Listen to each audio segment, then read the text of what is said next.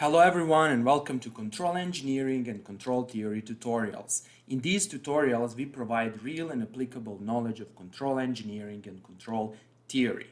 In this particular tutorial, I will explain how to simulate nonlinear feedback control laws in Simulink.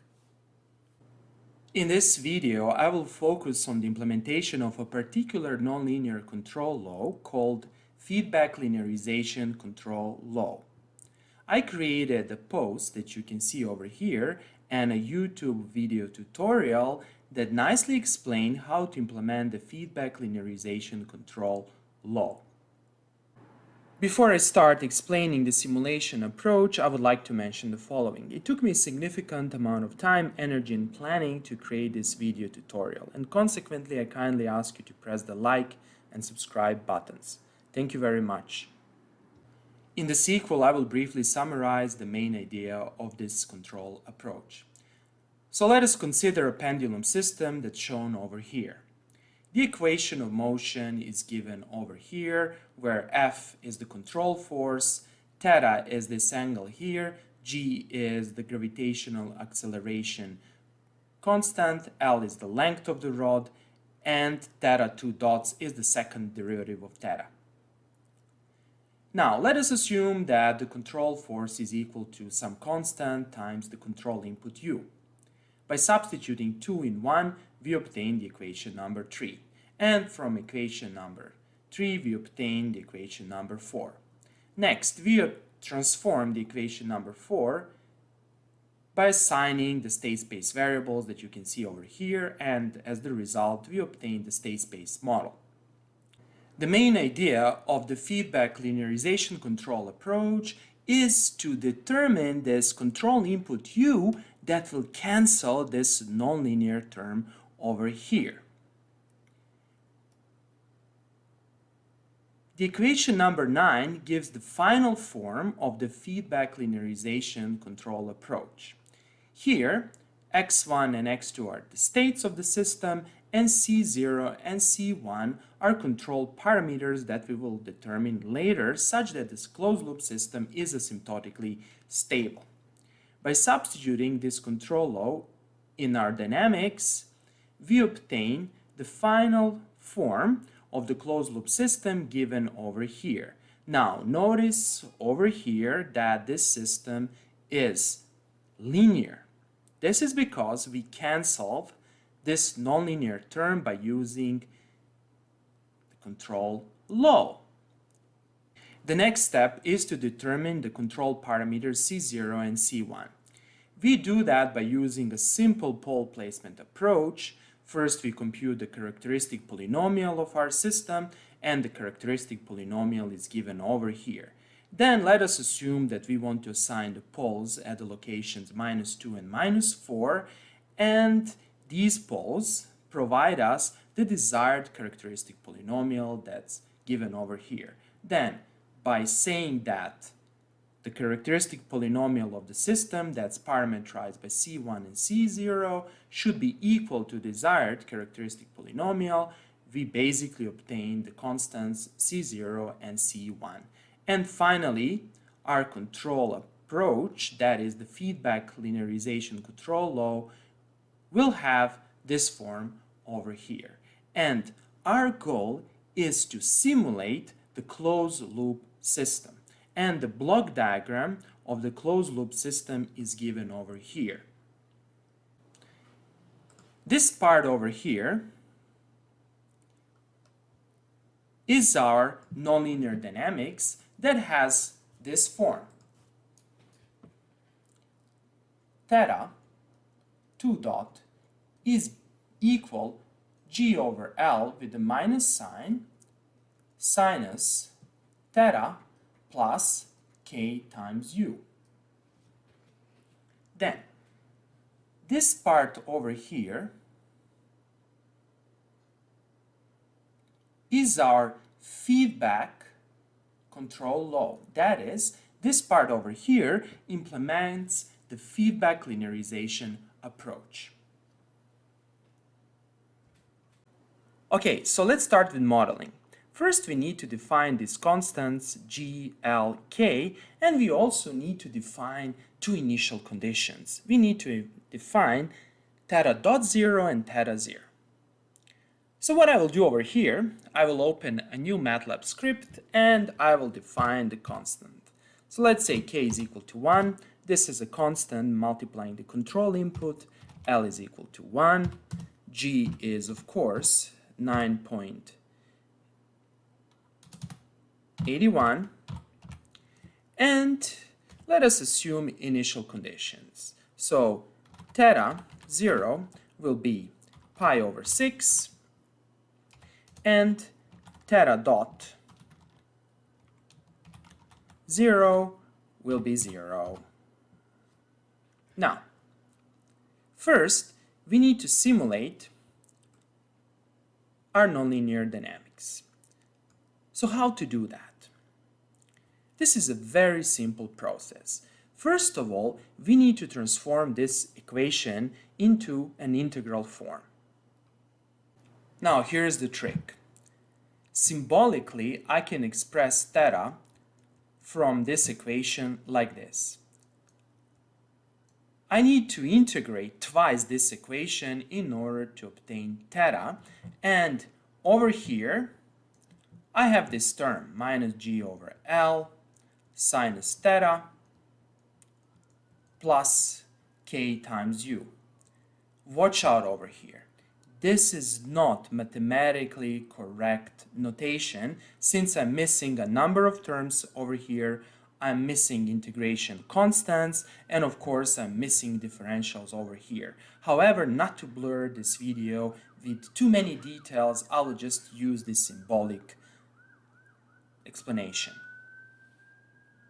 The first step is to create this term in Simulink.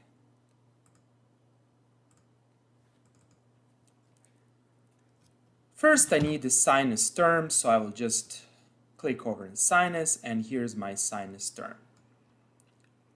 Theta will come from this side, and over here the output will be sinus theta. Then, going back to this term, I see that I need minus g over L. To produce this term, I need to load these constants in my MATLAB workspace, and you can clearly see that they are given over here. The Simulink model will be able to see these constants. Next, I need a gain, so I will double click over here and I will type gain. And let me enlarge this block.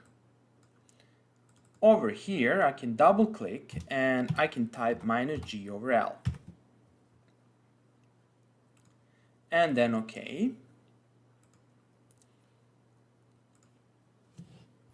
This term over here, once I connect it, will be minus g over L sinus x1, or this is also equal to minus g over L sinus theta.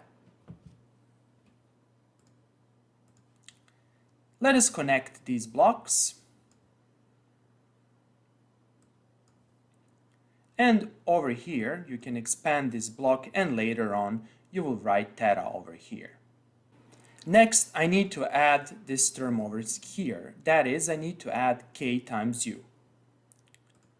To do that, I obviously need a block over here. And for the time being, I will assume that u is simply a step. That is, I will first simulate the step response of such a system. So let us add the step block here. Then I need to add the gain, and this gain is equal to k. Then I need to add the part given over here with my input part, so I need a summation block,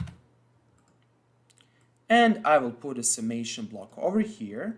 I will double click on the summation block in order to change the location of pluses, and then I will simply connect these blocks. This is not good currently, so I will just erase and connect this block, connect this block, connect this block. Okay, now I have this part, minus G over L sinus theta plus K times U, where U is simply a step signal. Next, we need to add two integrators that you can see over here. And to do that, we will double click and we will type integrator. Here's the first integrator, and we need the second integrator. And here's the second integrator. So let us connect these blocks. And let us add names here. This will be theta. And this will be, actually this is theta dot. And this part over here is theta. Next, let us assign initial conditions to these integrators. Go back to your workspace and to your script, and you can see that this constant is theta 0, and this is the first initial condition. This is the initial condition for theta, so you will double click over here and you will type theta 0. Then let us assign the second initial condition to the second integrator, and this is the initial condition for theta dot. Next, I basically need to connect this part with theta. Consequently, I will take this arrow and I will connect it to the sinus block. Next, I need to add the scope in order to visualize the simulation, and here's my scope. I will connect it to theta. Then I will modify my step signal such that it starts from 0. Final value can be, for example, 5, and I will click on OK. By clicking over here, we can simulate the system. And let's see the results. I will double click over here to see the results. And voila, here are the results. We can clearly see oscillatory behavior of our system, and this is because the system is stable but not asymptotically stable, since we don't have damping and we don't have a feedback control load that will stabilize the system. You can also play with this part by, for example, setting the final value of the input to 0, and let's see what will happen. If you run this thing, and again, if you see the results, we will see this type of behavior. The next step is to add feedback control load that's given over here. Let us analyze this feedback control load. We need three terms. We need sinus theta, theta, and theta dot multiplied by corresponding constants, and we need to multiply the result by 1 over k, and this whole part is given over here. So let us first construct this term over here. I will erase my step, since this will be the input, and I can call this arrow U. I will move this part until here, since I will need to take some signals, and I will move this up. First, we construct the nonlinear term. This is our sinus. This is theta coming in here, so we need to connect. The output will be sinus theta. Going back to our control law, we need this constant G over L. So let's add this multiplication constant by simply choosing the multiply block or the gain block. You can also do this. Gain, it's the same block. And we will write G over L. Then we will connect these blocks, and this is the first term. Let us construct the second term. that's given over here. We will just need one gain, and here I will select the gain. I will collect, or actually I will connect this gain to our theta, and the gain is -8. Consequently, over here I will type -8. Next, we need the third gain and the third term, that is, we need this term over here, so we need theta dot. We will take theta dot from here. But first, let us construct the gain. And let's see the value of the gain. The value of the gain is -6. I will type here -6, type OK, and let us connect this part to our theta dot. So I simply connect it over here and move this arrow up. Then I will move this part over here. Next, we need to add these three terms and multiply them by the constant 1/k. So let's add these three terms. We can choose add, and here's the add block. We will expand this block and we will add an additional plus here since we have three signals. And I will connect these signals to my add block. Next, I need to multiply the result with 1/k. Consequently, I need a gain of 1/k. And here I will enter 1/k.